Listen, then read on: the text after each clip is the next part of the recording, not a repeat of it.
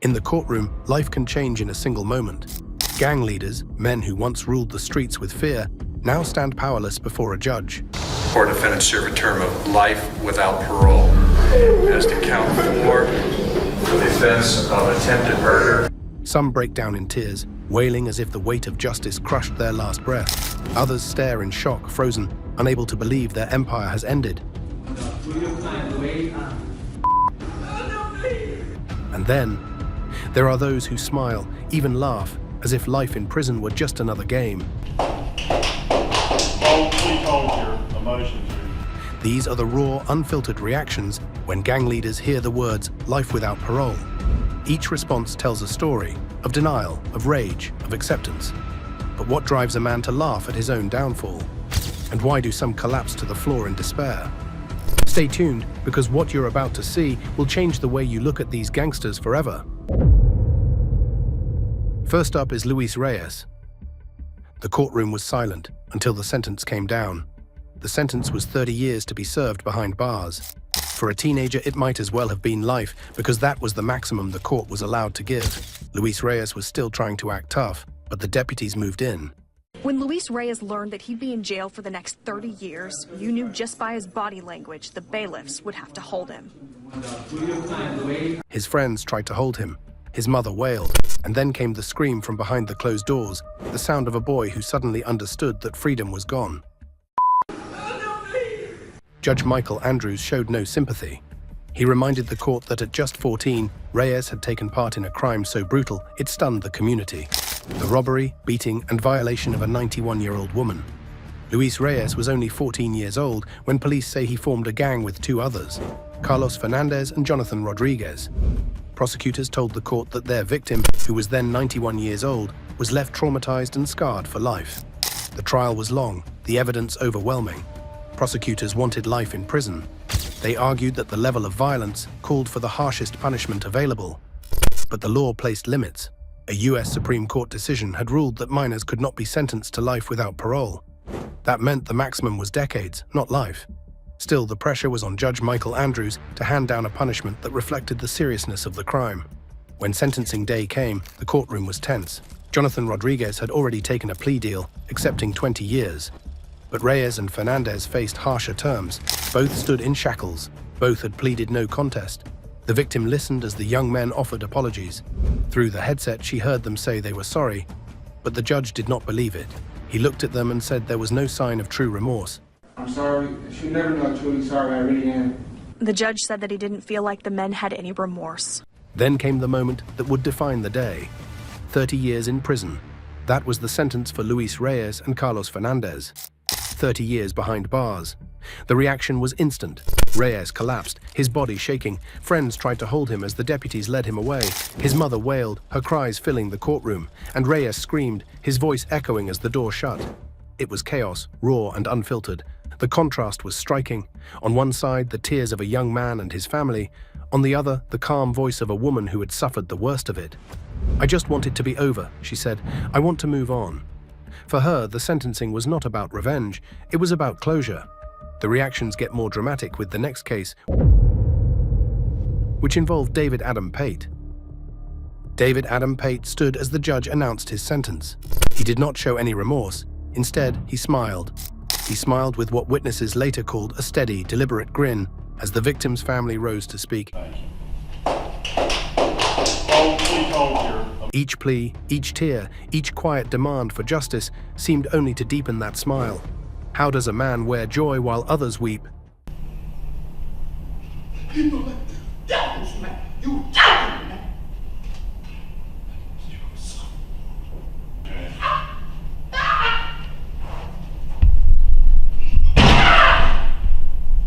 The courtroom scene was stark and slow. Pate remained motionless except for that grin. Deputies read the sentence: life in prison, no parole. The solicitor called him evil in court. The family said they were satisfied with the outcome. Yet the image of a standing man smiling at grief stayed with everyone who saw him. What does that look say about the man behind the tattoos? The facts that followed explain part of the horror. Prosecutors say Pate lured 33-year-old Ricky James into the woods while they were drinking. There, Pate stabbed James dozens of times with a large knife. The body was concealed under brush and later found by children playing in the area. He was arrested weeks later after deputies investigated the disappearance. How do you put a motive on such violence? Investigators found disturbing items in Pate's home: scores of knives, both store-bought and homemade, and multiple masks. He spoke on tape to deputies about the killing, comparing himself to the fictional slasher Michael Myers and admitting he wanted to remember that spot in case he chose to kill again. That recorded boasting became a central piece of the prosecution. What does it take for someone to say that out loud? Pate's appearance and record added context. He had facial tattoos, including the word Satan, a split tongue, and markings prosecutors described as gang-related. His criminal history stretched back years, including burglary and other offenses beginning as a teenager. Those details shaped the courtroom's view of risk, pattern, and blame. When a person dresses their fury in symbols, how should the court weigh it? In the end, the sentence closed a chapter of investigation and public shock. For families, it was a form of legal certainty. For some in the community, it raised hard questions about violence, charismatic menace, and the theater of court. For observers of gang violence and leadership, Pate's case reads as an extreme example. A man who may have worn gang symbols, who amassed weapons and masks, who then acted with apparent relish. Does society understand the mixture of bravado, ideology, and mental disturbance that produces such figures? The court recorded the sentence, deputies moved him from the dock, and the courtroom emptied with that image fixed in people's minds. A man who stood and smiled as life closed in around him. How will communities stop the next standing smile? Now let's talk about Jal Smith Riley. The courtroom was filled with emotions when the sentence was read. Jal Smith Riley, a 23-year-old tied to a violent Cincinnati street crew, locked his eyes on the judge. It was as if he was waiting for a miracle, one last chance to escape justice. But when the words came, life in prison without parole, his hope vanished. Four defendants serve a term of life without parole.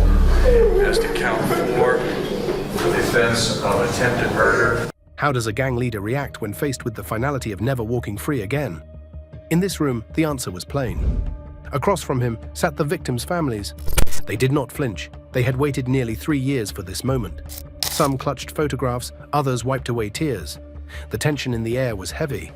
This was more than a legal decision. It was the closing chapter of a violent crime that had shattered lives. This is what I have left because of his greed, his selfishness, his complete disregard of and disrespect of others and life. The story began on a November night in 2013. Smith Riley and 2 associates approached a car parked in Norwood, Ohio. Inside were 20-year-old Portia Brooks and her boyfriend, Aaron Martin. Security cameras captured the group closing in. The plan was simple: rob them. But what unfolded was chaos. When Martin told the men he had no money, Smith Riley pulled the trigger. A single shot to the head left Martin permanently disabled. As he collapsed, Smith Riley leaned into the car and fired again. This time the bullet struck Brooks. She clung to life for 3 days before her body gave out. The investigation dragged on for months. Witnesses stepped forward, detectives pieced together video evidence. Slowly, the case tightened around Smith Riley. He was arrested and charged with aggravated murder and attempted murder. The stakes were high, the death penalty was on the table, but to avoid that outcome, he pled guilty. At sentencing, the courtroom heard the voices of grief. Brooks's mother spoke directly to him. Her words cut deeper than any verdict. Then her younger sister stood. Her demand was clear. He wants parole? Do it without parole. He wants parole. Well, I want my sister. Let's trade. I have to deal with life without Portia, so he should deal with life without parole. The family wanted the maximum penalty, and they would settle for nothing less. Every statement made it harder for Smith Riley to hope for mercy. His defense tried one last time to soften the blow. His attorney spoke of remorse, of a young man who thought about the crime every day.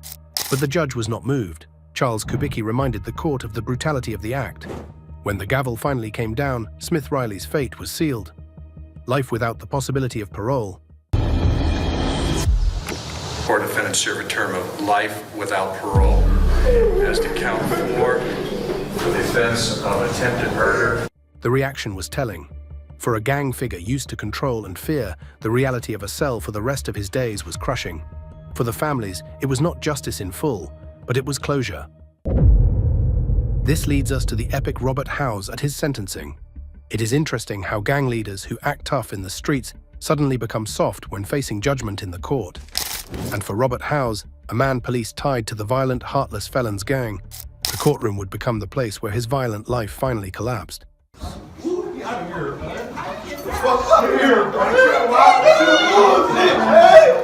The story began in September of 2018. Howes was not just an ordinary thief looking for a quick score. In the span of a few days, he orchestrated a crime spree that shook Cleveland. First, a 70-year-old woman found herself staring down the barrel of his gun inside her own home. Stripped of her safety, she became another faceless victim of a man determined to take whatever he wanted. But that was only the beginning. Days later, in an upscale neighborhood of Gates Mills, Howes forced his way into the home of former NFL wide receiver Joe Juravicius. The invasion was bold and terrifying. Masked with the victim's own gloves, Howes moved through the rooms, holding the family hostage at gunpoint. It was the kind of crime that left scars not just on a family, but on an entire community. But the arrogance of criminals often blinds them. Howes believed he could walk away from both attacks, but law enforcement was already circling. The FBI, Cleveland detectives, and the city's gang impact unit combined their resources. Within days, Robert Howes was no longer the predator. He was the man in handcuffs, facing a mountain of charges that included aggravated robbery, kidnapping, and burglary. The trial that followed revealed the damage in detail. Victim statements described fear that would never leave them. Prosecutors played up the pattern, a man with no hesitation, striking again and again, willing to terrorize the old and the powerful alike.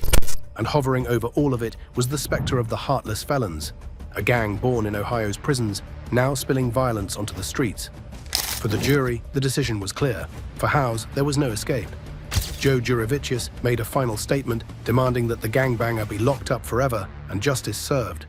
And I'm requesting that you receive the maximum sentence allowed by law. When sentencing day arrived, the room was tense. The victims sat quietly, waiting for closure. Howes' family filled another corner, hoping for some miracle of leniency. The judge spoke slowly, reminding the court of the elderly woman robbed, of the children forced to cower in their own home, of the trail of fear left behind. Then came the judgment, 43 years in prison. No chance of freedom until old age. And this was the moment the mask fell. Instead of remorse, Howes erupted. Bullshit, man. Get out of here, man. He hurled profanity at the court, his fury echoing against the walls. It was a raw outburst, the final show of defiance from a man who once believed himself untouchable. But in the end, it meant nothing. Deputies closed in, shackles clicked, and he was led away. Fucked up, man! Bullshit, man! Fuck, man! For his victims, there was some relief, though no true healing. For his gang, it was another leader removed from the street. And for Robert Howes himself, it was the inevitable end of a life lived by violence. Not glory, not loyalty, but a steel door slamming shut on decades of freedom. Up next is a class act we see so often from dangerous criminals who finally got what was coming to them. This is the case of Justin Jarman. Realizing how much his life was ruined, he stood before the judge timidly. His voice was shaky as he spoke. "If I could rewind it, I would put down the gun and pick up a book," said 18-year-old Justin Jarman. Moments later, he broke down in tears. His final words were cut short as he lowered his head, waiting for the judge to decide his future. I just gotta stay strong for my family. And if I could one, I'll put down the gun and pick up a book. Judge Stuart Friedman did not hesitate. The sentence was 41 years in prison. For Jarman, who had lived in the world of gangs since his teenage years, that mask shattered in front of everyone. He did not feel so tough anymore. To understand how it came to this moment, we go back to October of 2016. Jarman was a member of Detroit Taking Over, a violent gang in Cleveland. That night, he climbed into the backseat of a stolen car. The mission was a drive-by shooting. He fired into a porch, believing rival gang members were there. But the bullets did not hit any rivals. Instead, 2 little girls were struck. 9-year-old Elizabeth Davis was shot in the back. 3-year-old Savannah Davis was shot in the face. Elizabeth was released from the hospital after weeks of care. Savannah's injuries were far worse. She endured surgeries and wore protective headgear as her family prayed for her recovery. The city was shaken. The crime showed how far gang violence could reach, leaving children, not enemies, in its path. It was not Jarman's only violent act. Just weeks later, cameras caught him putting a 76-year-old man in a chokehold at a bus stop, demanding money. Prosecutors told the court this was proof of who he had become. They argued that he was not just a misguided teenager, he was a danger who saw no limits to his violence. The trial built toward its conclusion. The charges were stacked one after another: attempted murder, criminal gang activity, weapons offenses, robbery. The outcome was never in doubt. Judge Friedman made it clear that Jarman had terrorized innocent people. The law would now keep him off the streets for decades. When Jarman finally spoke, his tears revealed what the streets had hidden. He had played the role of a gang soldier, but in court he looked like a frightened young man who realized the cost of his choices. His regret came too late. The victim's family listened quietly, their pain still raw. For them, the sentence could not undo what had been done to their daughters. Then we have the case of Abel Galagos. It was a cold morning inside Jefferson County District Court. The room was silent as the judge delivered his final words. Abel Galagos, once a feared gang member in Lakewood, stood at the defense table. He listened as the sentence was read: life in prison without parole, plus 163 years. No chance of freedom, no future outside prison walls. His head lowered, his shoulders sank. For the first time, the man who had commanded fear looked powerless. This is where you will end up, with your family and friends crying as you're let out of the courtroom to serve the rest of your life in prison. Galagos showed no outburst, no desperate shout. Instead, there was a quiet acceptance, like a man who knew the fight was over. Across the courtroom, the family of 28-year-old Simone Duran held each other. They had waited years for this day. Their daughter, their sister, their friend was gone. And now the one who orchestrated her death was never walking free again. To understand this moment, you must go back to November 2018. Simone Duran had been caught in the violent world of gang retaliation. She had identified one of Galagos' associates in a police lineup. For the gang, this was an act of betrayal. They labeled her a snitch, and for that, she was marked. On the night she disappeared, she was kidnapped, beaten, and shot multiple times. Her body was later found burning near a dumpster in Golden, Colorado. The crime was brutal. It sent shockwaves through the community. Prosecutors described Galagos as the organizer. He was already on federal probation at the time. He directed the plan, ensured Duran would be silenced, and later returned to tamper with evidence. The trial revealed chilling details: gasoline poured on her body, calls between gang members, and the motive of revenge. Jurors did not take long. They found him guilty of first-degree murder, kidnapping, conspiracy, and more.